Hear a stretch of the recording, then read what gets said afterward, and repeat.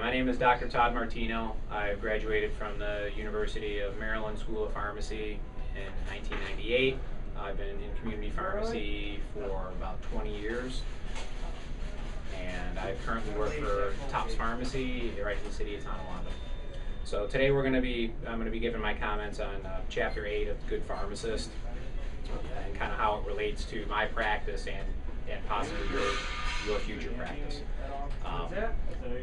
The author talks about how to become a good pharmacist and the challenges and so on and so forth, and if you're patient-centered, you're good, which I totally agree with, but I just think that's a little piece of the puzzle. He talks about self-image. I think the biggest part about your self-image is to figure out what your priorities are going to be in the future as a pharmacist. If you want to counsel patients all day and talk to them for 15 minutes, probably working for a big chain and being in community pharmacy probably is not going to be for you, because it's just not going to happen in the real world. So you might want to recognize that now before you make a bad career choice in the future. Workload is huge. You have to be able to multitask. You have to be organized. You have to be neat and clean. If you're not that way, you're going to fail. You're definitely going to fail in community, institutional, and being in the hospital setting. The same thing. You need to be able to multitask. You need to be neat, clean, and organized. You need to be able to prioritize. And if you can't handle the stress and you can't handle the pressure now, when you have 2 tests on Monday, chances are you're not going to be able to handle it when you have 10 waiters and everybody's screaming at you and doctors and nurses are screaming at you in the hospital. So just recognize that now if that's one of your personality traits or type. You can most certainly work on it, but the important thing is to recognize it. One of the big things that the author talks about is not enough technician and technology support, with pharmacists quote-unquote complaining about it. While these complaints are frequently true, often they may be an excuse. I kind of agree with that. I think it's probably 50-50. I think sometimes there are definitely certain pharmacists who make excuses for everything. There's no doubt about it.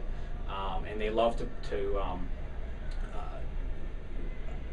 I'm gonna get to that soon when we talk about using your technicians and so on and so forth, but I probably think that statement's true about 50% of the time. Getting back to the workload, you got in being multitasking, you have to be a friendly person. You have to be an extrovert. You've got to be able to develop relationships with people, whether they're your customers in the store, doctors, nurses, other healthcare professionals. You have to be that way, and it has to be genuine. There's a lot of people that try to be nice, but you can tell that they're being fake because of their nonverbal cues and nonverbal language, which is extremely, extremely important, and people will pick up on that. Your customers, your patients, and other healthcare providers will pick it up on it if you're being fake friendly. So recognize that and be careful. Do you have your heart for your patients? I think we all have heart for our patients. All pharmacists do. Future pharmacists do. You're in pharmacy school. If you didn't have heart for your patients, you wouldn't be where you're at. I think having heart ties into how far are you willing to go for your patient.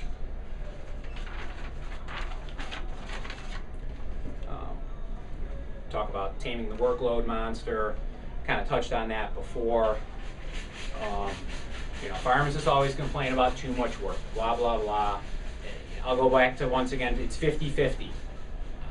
I think a lot of pharmacists that complain that it's too much work, I've found in my experience that they're the same pharmacists that don't use their technicians properly and aren't good multitaskers and can't prioritize.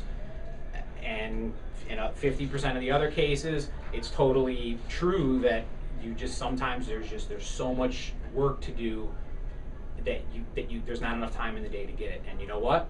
If you have to come in early, if you got to stay late, that's what you got to do. Because if I'm your supervisor, you got to get the work done, and I don't want any excuses. They talk about community pharmacy over here, about the quote unquote the duties that you should be doing. You should not be doing quote unquote technician duties, and you should be greeting each patient, which I think is great. It's awesome, but I think it's pharmacy utopia.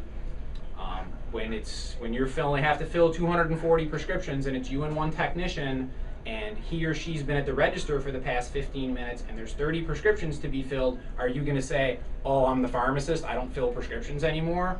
No. I tell my students that your job description and duties as a pharmacist are to do everything. You need to do whatever. If the garbage needs to be taken out, caps and vials need to be filled, if you need to run the cash register, it doesn't matter. You have to get the job done. So I totally agree with the author that, you know, it would be great to have all these technician duties and pharmacist duties and all that stuff. The way most pharmacy models are set up now, it's not really applicable in the real world. And once again, I'm talking from my experience in community pharmacy. You know, the author gets back to technician and technology support again on page 108. You know, one of my favorite words that he uses is delegate. One of your hugest roles and biggest things, especially when you get up to a management level, is to delegate. Delegate responsibilities.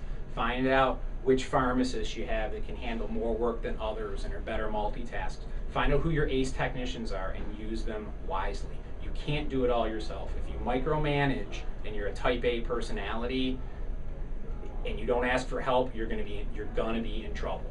Your techs are the ones that run the pharmacy for you. It's extremely important to take care of them, to treat them with dignity and respect, and treat them like a family member, just like you're going to treat your customers, hopefully, and the other people that you work for and work with. Excuse me. The author talks about going and creating a business plan and a return on investment and trying to show quote-unquote upper supervision or store managers and so on and so forth. Yeah, great. It sounds awesome on paper that I could go to my store manager or my supervisor with a business plan. It shows it would be profitable if we did more patient care things and so on and so forth. Sounds great on paper, looks good on paper, but the reality is it's not really getting implemented to be profitable, because if it was profitable, every single major drug chain in this country would be doing what the author talks about. I know there are pharmacists and pharmacies out there that do it. I think that's awesome, that's great, but they're definitely in the minority. I talked about before about asking employers about knowing what type of personality type you are and what job may be good for you. He talks about it in here. Ask a potential employee, how much technician and technology support am I going to have? In my experience, most potential employers will, I don't want to say lie to you, but they may not be that forthcoming with how much tech help.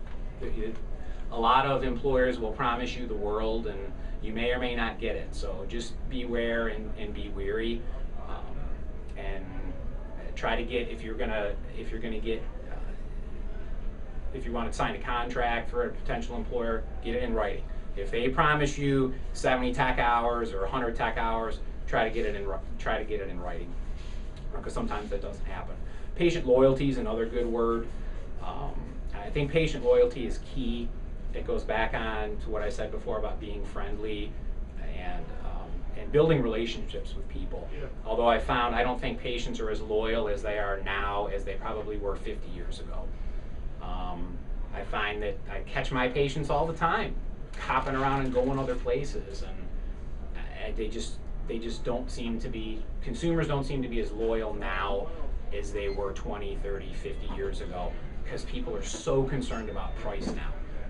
You know, we talk pharmacists, we talk about putting value to our service. We need to put a value on it. We need to understand to change perceptions and so on and so forth.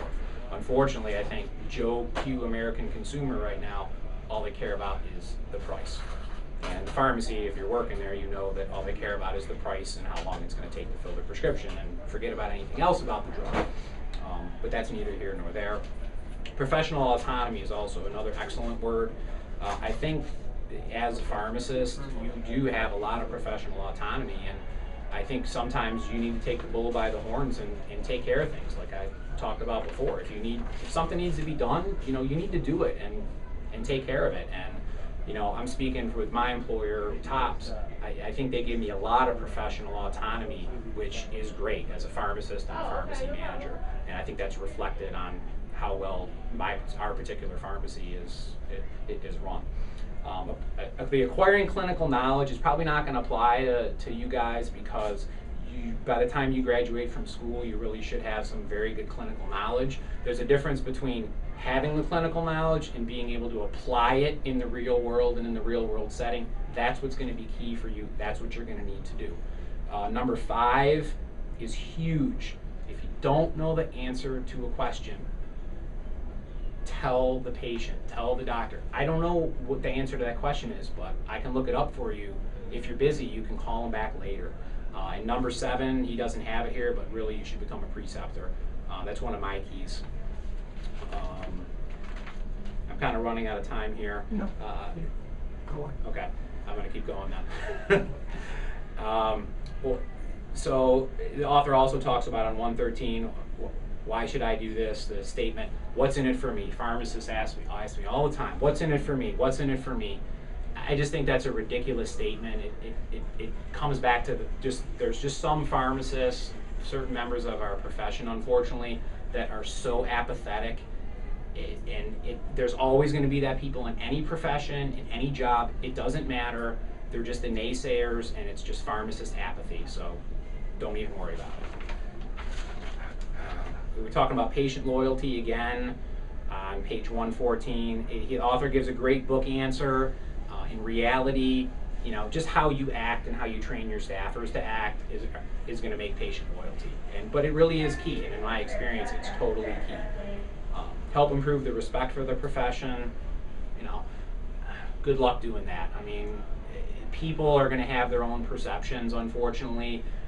You as one person can't change that, but you can most certainly try. But just because you wear a suit every day to work and have a nice pressed lab coat doesn't make you a good pharmacist. We'll help pharmacists receive reimbursement. They were talking about this in OBRA 90. That's 20 years ago. I was supposed to get reimbursed for cognitive services. And where are we now? We're better than we were 20 years ago, but in the community and chain pharmacy, we're not really where we should be. There's some independents out there that are doing some outstanding work and jobs, and I think it's awesome. It's great.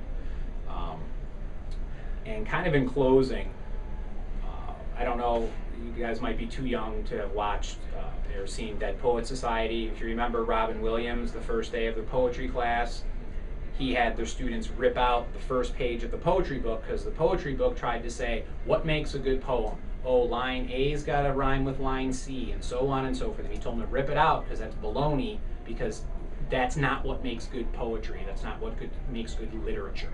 You can't follow a specific diagram. And I think in order to be a good pharmacist, you really can't follow a specific diagram. You have to do what's best for you. I would rather my patients, my customers, my employees that I work with, my employer, and all the other healthcare providers say and think and tell other people that Todd's a good pharmacist, or that you're a good pharmacist, rather than trying to say, oh, if I talk to 8 people today, I'm a good pharmacist. Well, I was busy today, so I only had time to talk to 2 or 3 people, and maybe it was for 10 seconds. But that doesn't make me a bad pharmacist. That's just what happened. I really think that's key in closing, is what other perception's always key in our profession and anything that you do. And really, I just want my patients to know and to feel that I'm a good pharmacist. Thank you for this opportunity for me to talk to you, and good luck in pharmacy, and when you graduate, please become a member of Pawnee.